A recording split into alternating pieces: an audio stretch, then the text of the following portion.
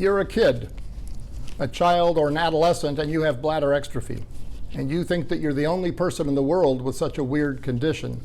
So I thought it might be useful to give you some insight and perspective into what that means, to do a little history of bladder exstrophy through the ages in the world.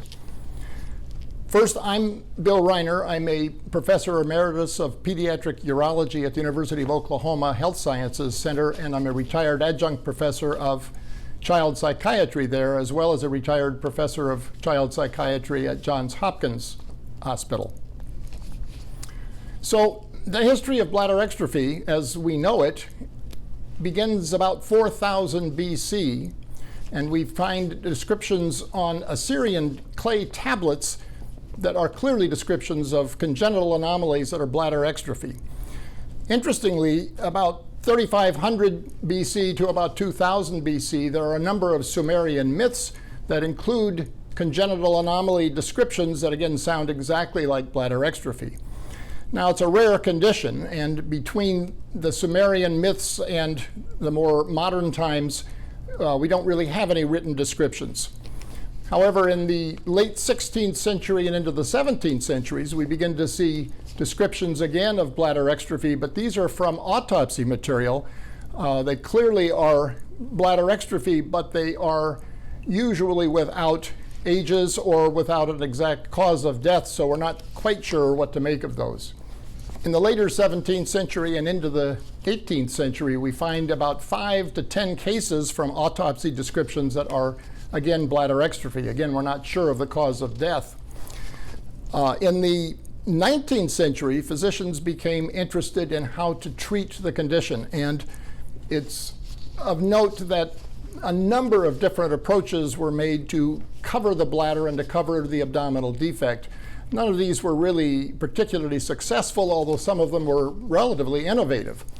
I should add that the first use of the term exstrophy was by Francois Chaussier, and it's a Greek term. It's often misspelled as EX instead of EXS because it's Greek and not Latin. Subsequently, physicians in the 19th century attempted to find ways to drain the urine to keep the skin of the pelvic and abdominal area dry. So some very interesting devices were designed to drain the urine, but they were extremely complicated and expensive, so not very wide use of them. However, in the late 19th century, the idea of taking the ureters, the tubes between the kidneys and the bladder, and dissecting the ureter off of the bladder and attaching the ureters to the large bowel, the sigmoid colon, which is right near the rectum, was attempted in order to drain the urine and keep the people dry. Whereas the technique was somewhat successful, there were a number of problems, infection and other issues that led to the death of many of the patients, and this is not a procedure that could be done on infants or even young children because anesthesias, as they came along, were too dangerous for children that age. Also in the 19th century, the first ideas of doing osteotomies occurred. Now, osteotomies are the procedures wherein the sacral bone, the bottom portion of the entire spine and the lower pelvis, is cut in order to bring the front parts of the pelvis together to enable the bladder and the abdominal wall to be closed.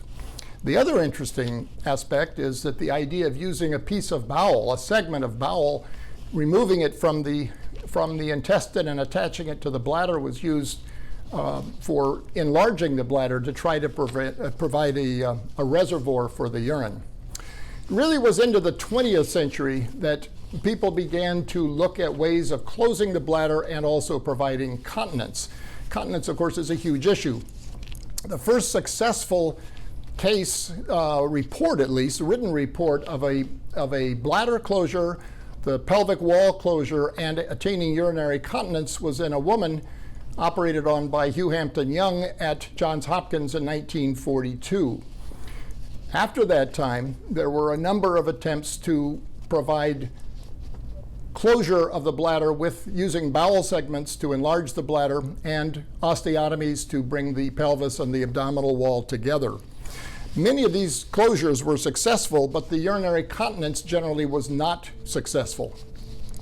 In the 1970s, a series of innovations began to be developed by three major centers. One was the Great Ormond Street Center in London, one was Sick Children's in Toronto and then Baltimore, and the third one was at the Mayo Clinic. Philip Ransley was in Great Ormond Street, and he was trained by David Innes Williams. Bob Jeffs was at Toronto and then at Johns Hopkins in Baltimore, and Pan Kalalis was at the Mayo Clinic. Now, they not only had innovative procedures, but they kept records of the series of kids that they operated on and the results, which they communicated throughout the pediatric urology world. So for the first time, surgical techniques and the success or failure was publicized. Once surgeons began to understand the nature of the required techniques in order to have a successful closure and to get some degree of urinary continence, then innovations could begin in that line. And those innovations tended to come from the Hopkins group, now under John Gerhardt, from Philip Ransley's group in London, and from Mike Mitchell at Indianapolis and then at Seattle Children's Hospital.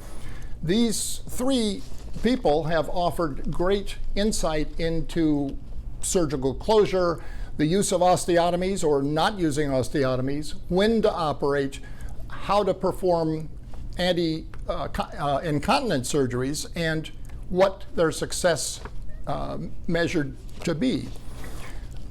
In the present time, then, there are a number of different approaches that you can look at and understand that the pediatric urologist can explain to you and explain why they are choosing the approaches they're choosing. You're welcome to ask for a second opinion if that seems appropriate. There's a great deal of information on the internet, which is a big step forward.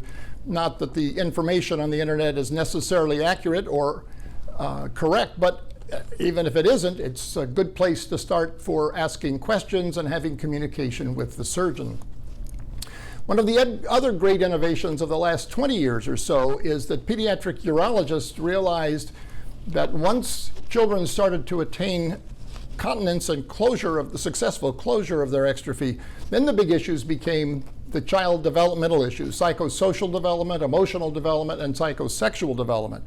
So that people in the psychiatric world, including child psychiatrists, child psychologists, other therapists, licensed social workers, nurse practitioners. So many professionals now are involved in the overall pediatric urology team to care for the kids and the adolescents, and for that matter, the adults who have bladder exstrophy, because guess what? Yes, you're going to live on into adulthood and be real live adults. So I hope that the information that I've provided today will help you with insight and perspective into your position in the world, so to speak, in the world of people with and without exstrophy. And I hope that it helps you to realize that this is not a static field, it's a dynamic field, one where there are many, many changes going on, and the changes will come from the surgeons, from the pediatric urology treatment team, and for that matter, from the patients and from the parents, because all of us will learn from each other. I think it's important to recognize that you can communicate with the whole team or parts of the team. You can communicate with others who have exstrophy through the internet or other social media, and that this can provide a great and again dynamic future for each of you and for the families as a whole. Thank you very much.